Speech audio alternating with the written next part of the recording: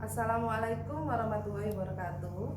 Pada kesempatan kali ini kita akan belajar mengenai transport membran, di mana transport membran ini merupakan materi belajar biologi SMA kelas 11. Kompetensi dasarnya yaitu menganalisis berbagai proses pada sel yang meliputi mekanisme transport pada membran maupun aktif pasif. Kemudian sebagai dasar pemahaman bioproses dalam sistem hidup. Untuk kali ini kita akan belajar tentang, yaitu tujuan pembelajarannya, peserta didik dapat menelaah mekanisme transport pada membran melalui transport pasif, yaitu difusi dan osmosis. Difusi adalah proses perpindahan zat terlarut yang menuruni gradien konsentrasi, di mana dari konsentrasi tinggi menuju konsentrasi rendah. Ini adalah contoh difusi. Kita lakukan, yaitu dalam kehidupan sehari-hari kita sering membuat teh. Ini teh itu adalah contoh dari difusi. Teh merupakan dari konsentrasi tinggi atau hipertonis, sedangkan ini adalah air dari konsentrasinya lebih rendah. Kita celupkan, nah maka ini akan terjadi nanti larutannya bersifat homogen. Itu adalah peristiwa difusi dalam kehidupan sehari-hari. Contoh yang lain adalah ini adalah zat pewarna, di mana zat pewarna itu memiliki konsentrasi yang lebih tinggi dibandingkan dengan air. Kita teteskan seperti pada gambar. Ini satu tetes saja atau dua, nanti akan bercampur secara homogen. Kalian perhatikan, kita aduk, terjadilah larutan yang homogen. Ini adalah difusi. Berikutnya kita akan menjelaskan tentang osmosis, yaitu osmosis adalah proses perpindahan zat pelarut yang menaiki gradien konsentrasi dari konsentrasi rendah, yaitu hipotonik, ke konsentrasi tinggi, hipertonik. Kita akan melakukan percobaan di mana ini adalah air.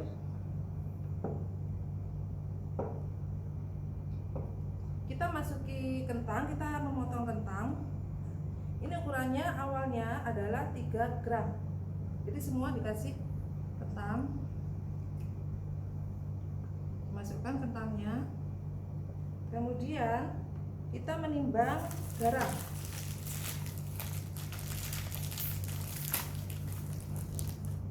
Di mana nanti kita akan melakukan percobaan osmosis pada kentang.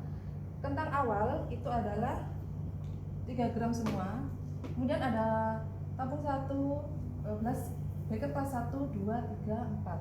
Di mana beker kelas 1 itu berisi air saja tanpa dikasih garam. Kemudian yang kedua larutan garam 3 gram, yang ketiga 6 gram, yang keempat 9 gram. Kita timbang 3 gram.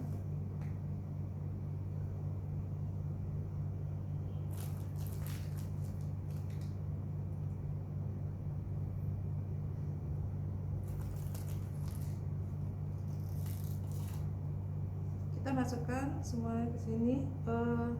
Ini adalah, tulis dulu untuk 1 air, 2 3 gram, kemudian 3 6 gram, kemudian yang 4 adalah 9 gram.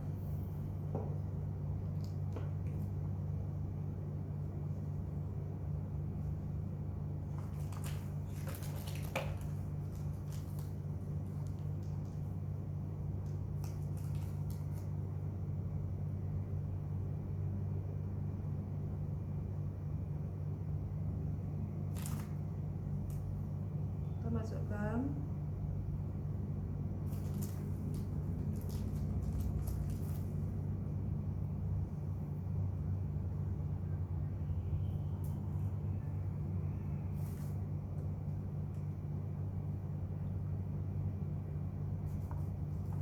Jadi konsentrasinya antara Beker kelas 1, 2, dan 3 tidak sama. Ini lebih tinggi, 3 gram, 6 gram, 9 gram. Semuanya diaduk.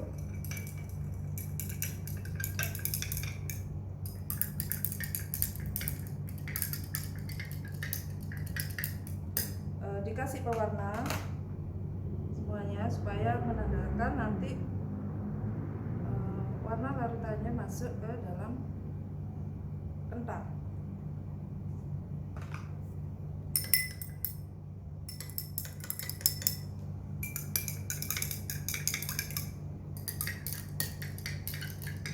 Supaya sama warnanya.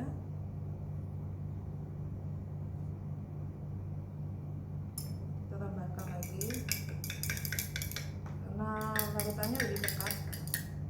Ini direndam selama 24 jam. Dari hasil selama 24 jam kita timbang hasilnya. Untuk yang pertama, beker kelas pertama itu kita lihat hasilnya 3,7. Kemudian kita kembalikan lagi.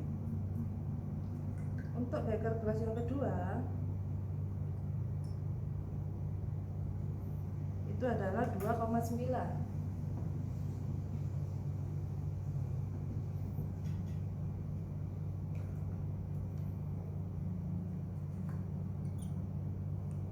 Untuk beker kelas yang ketiga adalah 2,7.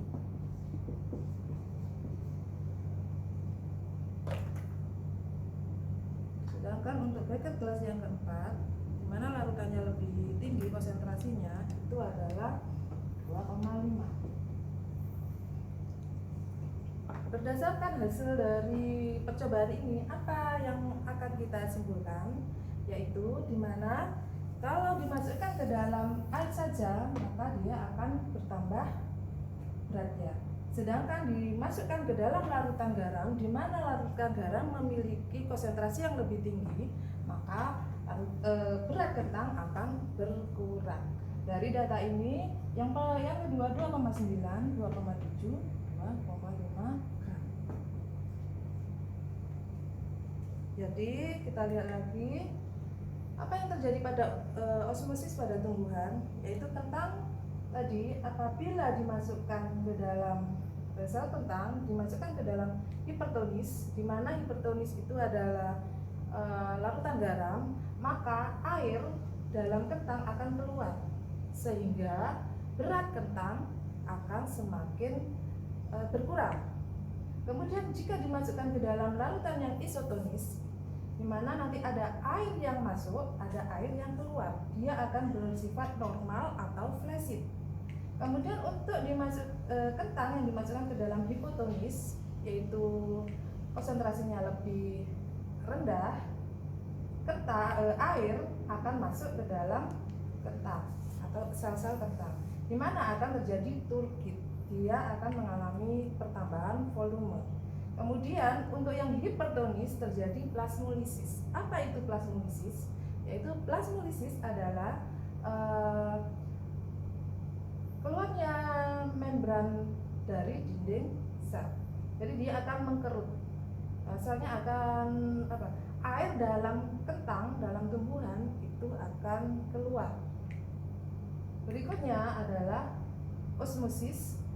Terdapat perbedaan dalam kondisi lingkungan pada sel tumbuhan dan sel hewan. Di mana kalau tumbuhan saya sudah jelaskan tadi, kalau pada hipotonis yaitu direndam dalam larutan yang konsentrasinya lebih rendah, maka dia akan tourniquet, air akan masuk. Kemudian dalam isotonis, maka dia akan normal, ada air yang masuk, ada air yang keluar. Kemudian pada saat dia dimasukkan ke dalam hipertonis, di mana konsentrasinya lebih tinggi, maka terjadi plasmolisis. Plasmolisis yaitu lepasnya membran sel dari dinding sel. Kemudian pada sel hewan, lisis. Lisis ini dimasukkan pada hipotonis, maka dia akan lisis atau pecah. Karena dia tidak punya dinding sel, maka selnya akan pecah. Kemudian pada isotonis dia akan normal, ada air yang masuk, ada air yang keluar. Demikian juga pada hipertonis, krenasi atau mangker. Bagaimana aplikasi osmosis sama difusi dalam kehidupan sehari-hari?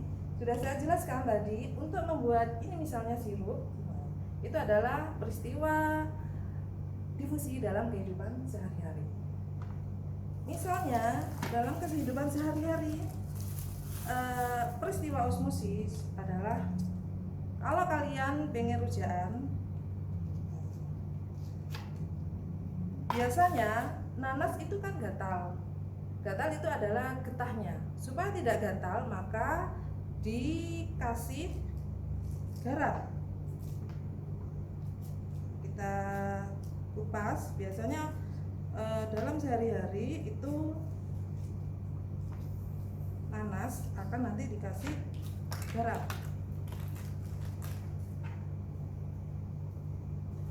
Kita rendam dulu nanasnya.